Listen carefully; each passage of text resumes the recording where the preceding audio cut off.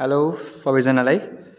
आज म उपस्थित भइसकेको छु हजुरहरूको हाम्रो फाइनाइट एलिमेन्ट मेथड एफईएम भन्ने सब्जेक्टको चाहिँ हामीले केही मेथडहरू पढ्नेछौँ आज। जस्तो कि वेटेड रेसिड्यु मेथडभित्र हामीले 4वटा मेथड पढ्छौँ। त्यो 4वटा मेथडमा हाम्रो के आउँछ, पहिलो मेथड भन्दाखेरि पोइन्ट एलोकेसन मेथड, सेकेन्डमा सब डोमेन मेथड, थर्डमा चाहिँ लिस्ट स्क्वायर मेथड, फोर्थमा चाहिँ ग्यालर्किन्स मेथड है। अब यो मेथडहरूमा हामीलाई एकदमै इम्पोर्टेन्ट छ, हामीलाई यो इक्जाममा पनि हामीलाई सोधिरहेको हुन्छ। त्यही भएर म यो भिडियो लिएर हजुरहरूकोमा आएको छु। सुरुमा हाम्रो के छ भन्दाखेरि पोइन्ट एलोकेसन मेथडको बारेमा हामी पढ्नेछौँ। त्योभन्दा पहिला एउटा क्वेसन छ, क्वेसन हेर्नु होला। क्वेसनबाट हामीले टक्क के प्रोसेस भइरहेछ भन्ने कुराहरू हामीले इम्प्लिमेन्ट गर्छौँ, पोइन्ट एलोकेसन मेथडको कुराहरू। र यस भिडियोमा चाहिँ पोइन्ट एलोकेसन मेथडको बारेमा मात्र भन्नेछु है त। ल, हाम्रो क्वेसन चाहिँ यहाँनिर छ। के छ भन्दाखेरि सुरुमा सुन्नुहोस् है। The differential equations of physical phenomenon is given by, एउटा इक्वेसन छ हामीसँग, d square y upon d x square plus 500 x square equal to 0, y which is 0 less than equal to x less than equal to 1 छ है।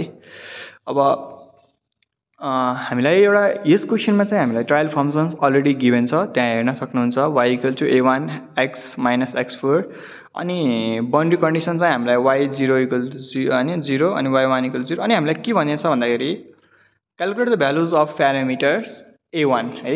हामीले a1 को value निकाल्न भनिरहेछ, जुन चाहिँ हाम्रो त्यहाँनिर अलरेडी माथि हेर्न सक्नुहुन्छ। यो चाहिँ हाम्रो a1 छ नि त है, यो a1 छ त। यो a1 चाहिँ हामीलाई निकाल्न फाइन्ड आउट गर भनेर भनिरहेछ। सो कसरी गर भन्दाखेरि 4वटा मेथड छ, 1 2 3 4, 4वटा मेथडबाट सल्भ गर भनिरहेछ है।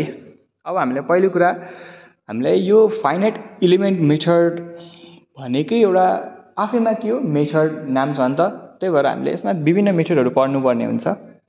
र यो क्वेसन अनुसारले हामीले यो 4वटै मेथडको बाट सल्भ गर भनिरहेछ है क्वेसनमा।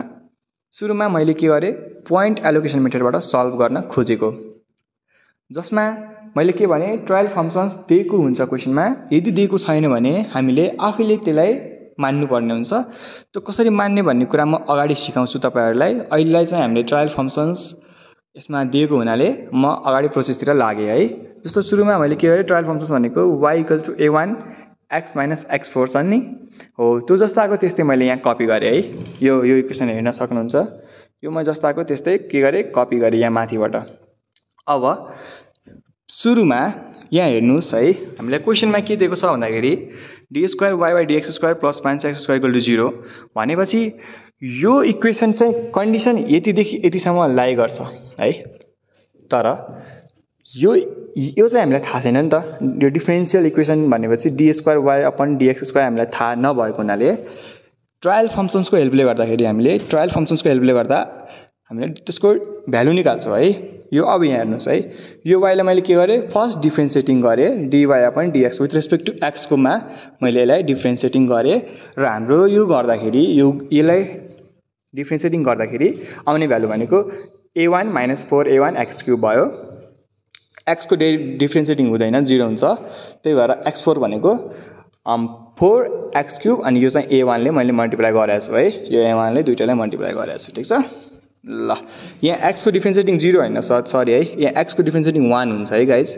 ल, अब यसलाई चाहिँ हामीले फेरि पनि यो हामीले यतिले भए पुग्दैन नि त। हामीले के चाहिएको छ भन्दाखेरि इक्वेसनमा हामीले के चाहिएको छ, d square y upon d x square. So मैले यसलाई के गरेँ, एगेन डिफ्रेन्सिएटिङ गरेँ।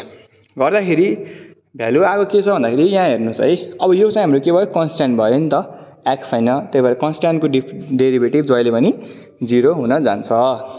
त्यही भएर बाँकी भएको टर्मलाई डिफ्रेन्सिएटिङ गरेको -4 × 3 a1 x square, that's why multiplying this value is -12 a1 x square है त। ल, अब यो हामीले के गर्यौँ, जस्ट ट्रायल फङ्सन्सको फर्स्ट डेरिभेटिभ गऱ्यौँ, सेकेन्ड डेरिभेटिभ गऱ्यौँ र यो दुइटा गरेपछि हामीले नेक्स्ट के गऱ्यौँ, approach substituting the value of त्यो निकालेको जुन डिफ्रेन्सिएटिङ छ त्यसलाई इक्वेसन 1 मा हामीले गएर भ्यालु हाल्यौँ है। इक्वेसन 1 भनेको त्यही माथिकै इक्वेसन हो, d square y upon x square equal to plus 500 x square equal to 0 मा हाल्यौँ है। हाल्दाखेरि के भयो, यस्तो आयो होइन। यो कन्डिसन अनुसार यो यस्तो आयो, यहाँ हेर्नुहोस्, ठिक छ। यस्तो आयो नि है। अब एकर्डिङ टु क्वेसन्स भनेर भनिरहेछ। अब यहाँ हेर्नुहोस् है, यो इक्वेसन छ नि माथिको -12a1x² + 500x² माथिको है यो चाहिँ हामीले यसलाई चाहिँ हामीले रेसिड्यु पनि भन्न मिल्छ इक्वल टु रेसिड्यु मैले r लेखेँ। अब हामीलाई सुरुमा के छ कन्डिसन के छ भन्दाखेरि पोइन्ट एलोकेसन मेथडबाट सल्भ गर भनिरहेको छ। अब म यताबाट गएँ मेथड फर्स्टमा पोइन्ट एलोकेसन मेथड है। सो यो मेथडमा हामीले के बुझ्नुपर्ने हुन्छ भन्दाखेरि रेसिड्यु जहिले पनि 0 हुन्छ है। Residue are said to be 0। त्यहाँ हेर्नुहोस् r = 0 मैले लेखिरहेको छु, r = 0 यहाँ माथि ठ्याक्कै है। यो कन्डिसन मेथड आउने बित्तिकै r = 0 हुन्छ। द्याट्स वाइ हामीले पहिलाको यहाँ इक्वेसन चाहिँ हामीले यो चाहिँ गरेको है, यो चाहिँ गरेको हामीले यहाँनिर -12a1x² + 500x² = r गरे हो। केही गरे हैन। अब चाहिँ के गर्नु पर्दैन है, सजिलो छ, सक्यो है। अब त्यो इक्वेसनलाई हामीले r = 0 गर्नुपर्ने हुन्छ।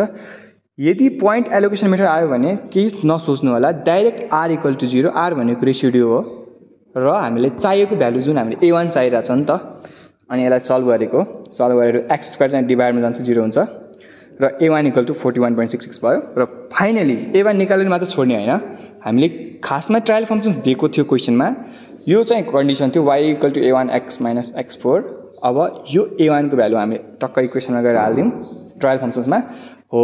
यति चाहिँ हाम्रो के भयो पोइन्ट एलोकेसन मेथड। यति क्वेशनमा सोध्दाखेरि एक्जाममा सोध्दाखेरि हामीले यही गर्ने हो, योभन्दा बढी गर्ने हैन। यति गरेपछि हामीले मजाको मार्क्स पाइन्छ। हस्, धन्यवाद। अब अर्को भिडियो चाहिँ मैले अर्को मेथडको कुराहरू लिएर आउने छु, तपाईहरु हेर्दै गर्नु होला। यदि स्क्रिनशट लिनुपर्ने हुन्छ भने यहाँ लिन सक्नुहुन्छ। यहाँ मैले सर्ट टक्क यति गरे।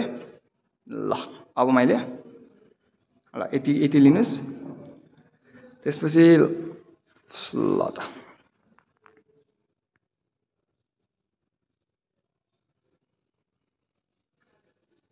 हस्, धन्यवाद है त।